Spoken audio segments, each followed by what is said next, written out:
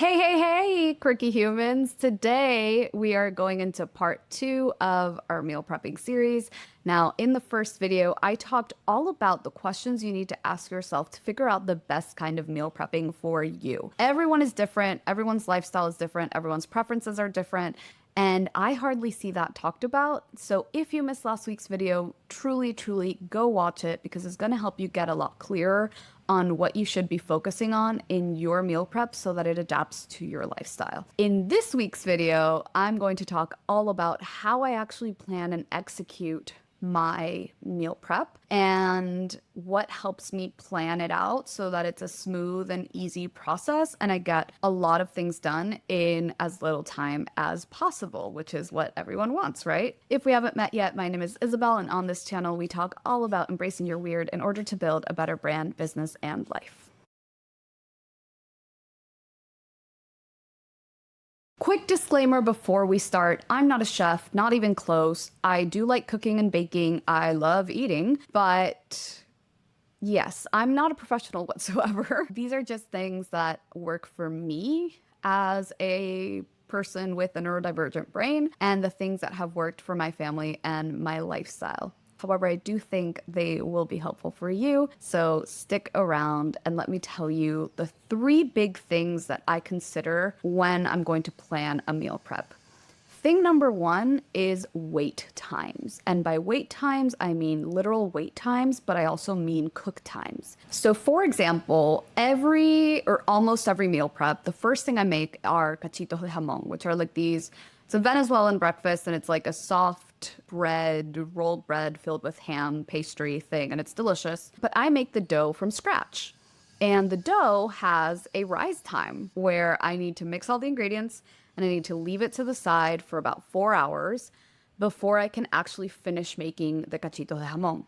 If I made these at the end of my meal prep, I would mix the ingredients and then have to sit around and wait for 4 hours to then finish making them. So instead, I make them as like the first thing in my meal prep. And then during the 4 hours of wait time, I get all the rest of my meal prep done. And by the time I'm done meal prepping, the dough is ready and I can finish that. So wait times like that are really important to consider. Even if they are short, even if it's like, oh, you need to stick this in the oven for 10 minutes or 15 minutes or 20 minutes, imagine how many vegetables you can cut up in 10 minutes, or how many dishes you can wash in 10 minutes, or I don't know, how many things you can season, how many things in your freezer you can put away, whatever. The wait times and the cook times are really important to note because those are the moments when you can get other stuff prepped and ready so that once this is done cooking, you can just keep going. This is like first thing.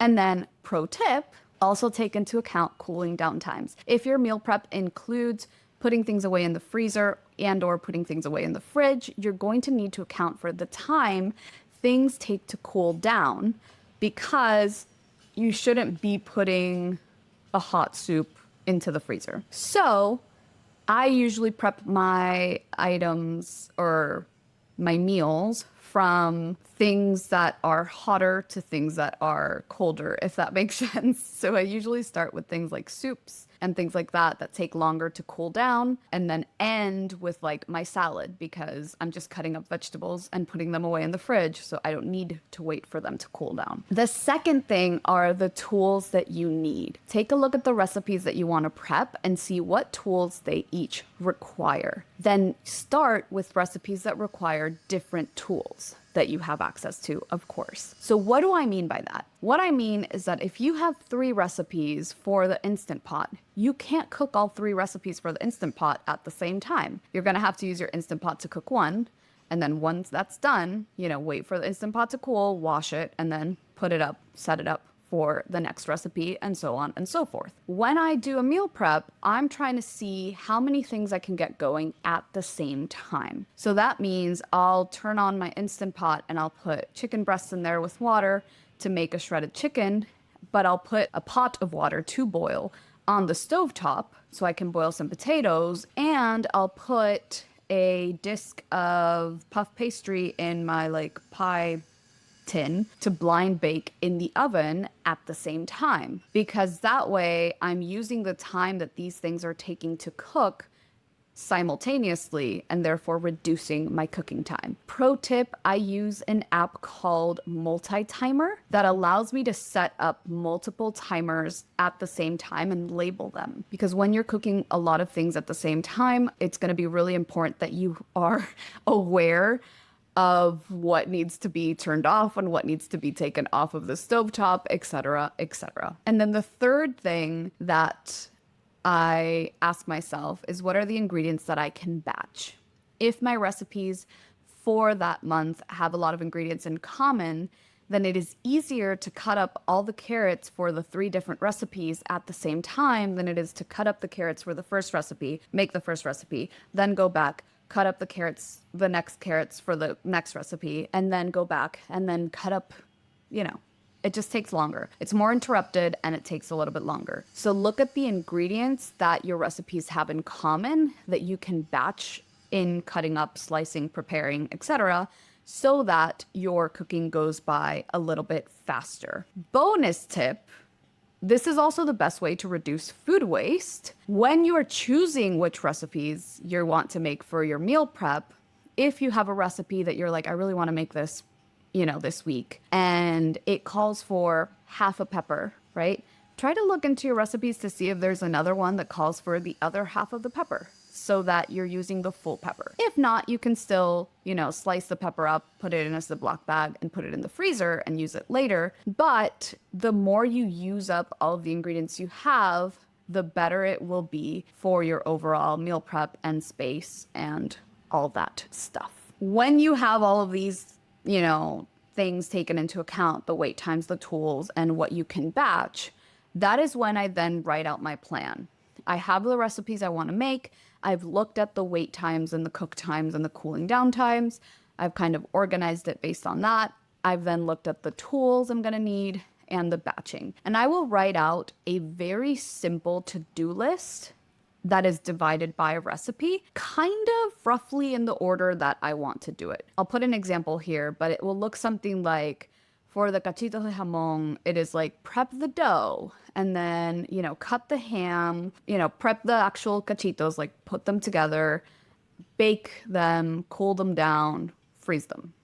And then it will say pumpkin soup, and it'll be like cut up pumpkin and other ingredients, boil pumpkin and ingredients, blend and cool down, and then portion and freeze, and so on and so forth. You might need more instructions than this to get through the entire meal, and you can pull up the recipe at any time. This is just a very simple to-do list so that you can start crossing off the things you've done, because you're going to be doing different parts of different recipes at the same time. Like I said, you're going to, be waiting for the dough to rise while you have the puff pastry in the oven and you're boiling the potatoes and you have the meat in the Instant Pot and you're cutting up the vegetables. And so it allows you to keep track of where you are in each thing. This also allows you to pivot. Sometimes things don't go according to plan. One time I was pulling something out of the oven and I burned myself, and I was like, I am not going to be able to do everything I planned on doing today. And then I don't remember what happened.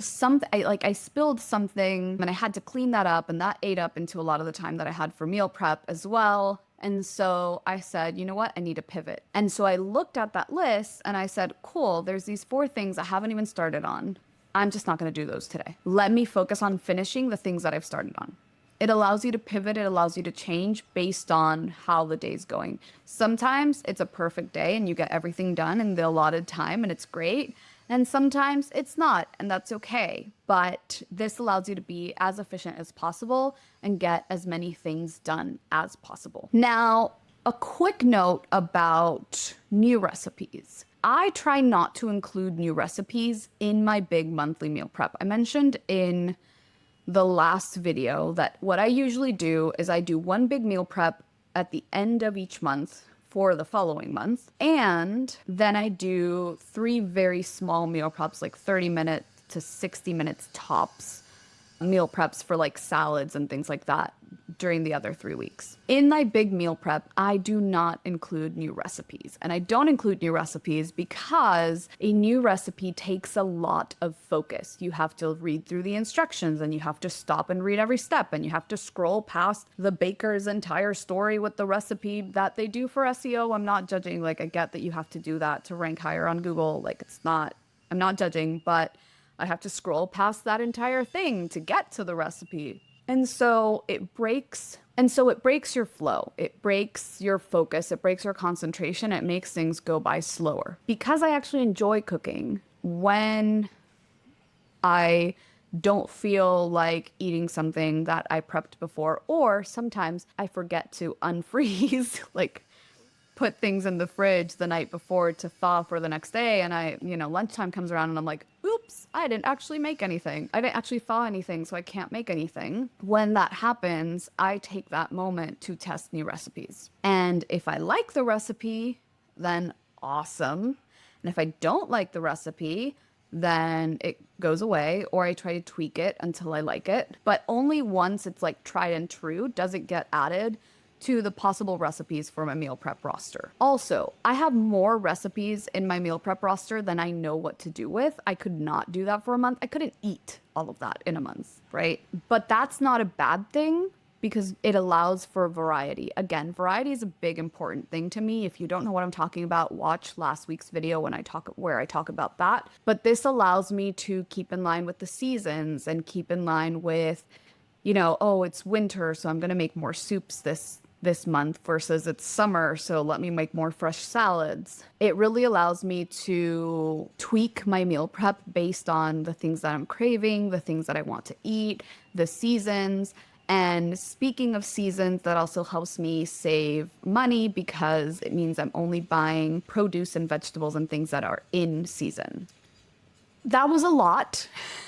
If you have any questions, drop them below in the comments. If there's anything you'd like me to talk about, also drop it below in the comments. Meal prep has been a huge thing in my life. It's been really helpful. It's really helped me eat healthier. It's helped me save money. It's helped me reduce food waste. And it's also just increased my confidence as a cook. So I really do recommend it, but I do recommend that you find a way to do it that works for you. So yeah. And if you like this video, give it a like and subscribe because I make new ones like this every single Friday. Until then, stay wild, stay weird, and I'll see you in the next one.